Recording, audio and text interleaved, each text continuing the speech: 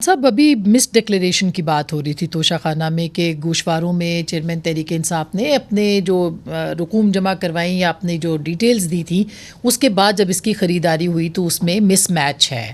تو یہ کتنا خطرناک کیس ہو سکتا ہے ان کے لیے. اور پھر القادر ٹرسٹ کے اندر بھی جو 190 ملین پاؤنڈ کی رقم ہے اس کی ایڈجسٹمنٹ جو ہوئی کابینہ کی اپروول سے وہ کتنی خطرناک ہو سکتی ہے. دیکھیے شاہ صاحب میں سمجھتا ہوں کہ خان صاحب کے خلاف اس وقت جتنے کیسز ہیں ان میں صرف 2 ہی کیسز ایسے ہیں جو ان کے لیے انتہائی مہلک ثابت ہو سکتے ہیں اور جس میں ان کو سزا بھی ہونے کے چانسز ہو سکتے ہیں. ایک تو یہ توشہ خانہ والا جو کیس، توشہ خانہ کے 2 کیس ہیں. ایک نیب جس کی انکوائری کر رہا ہے اور وہ کوئی شاید اتنا مضبوط کیس نہ ہو سکے، لیکن جو توشہ خانہ اس وقت سیشن جج کے پاس ٹرائل پہ چل رہا ہے جس کا اب دیکھیں الیکشن کمیشن آف پاکستان کے ممبران کی اور چیف الیکشن کمشنر کی یہ ایک کانسٹیٹیوشنل باڈی ہے، ان کی یہ ایک فائنڈنگ ہے، انہوں نے ایک ججمنٹ پاس کی ہے کہ عمران ڈکلیریشن کی ہے. اب یہ مس ڈکلیریشن جو ہے وہ انہوں نے یہ ٹرائل کے لیے بھیج دی ہے.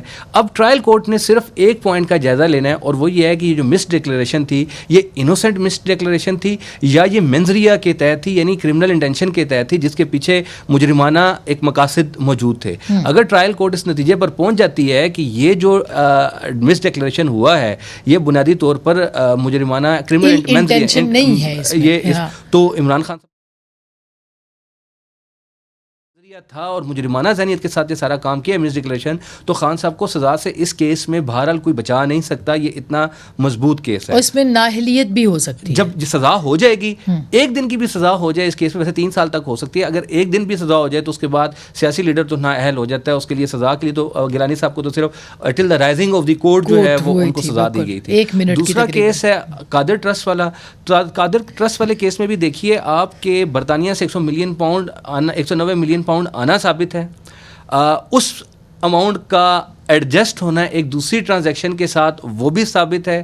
اور پھر تیسری چیز اس کا اپروول کے لیے وفاقی کابینہ کے اجلاس میں بند لفافے میں اپروول لینا بھی ثابت ہے. اور اس کے لیے وفاقی وزراء کا بہت سے اس دور کے ان کا گواہ ہونا، لیکن اس کے بدلے میں اس زمین کا جو 458 کنال کی ہے القادر ٹرسٹ کی وہ اس کی ٹرانزیکشن بھی ثابت ہے. القادر ٹرسٹ کے نام وہ منتقل ہوئی ہے. لیکن اس میں جو بنیادی سوال اب یہ پیدا ہوگا کہ القادر ٹرسٹ کی زمین تو وہ ٹرسٹ کی زمین ہے، ذاتی طور پر اس سے کیا منافع ہے کہ نہیں ہے وہ دیکھنا ہے. اچھا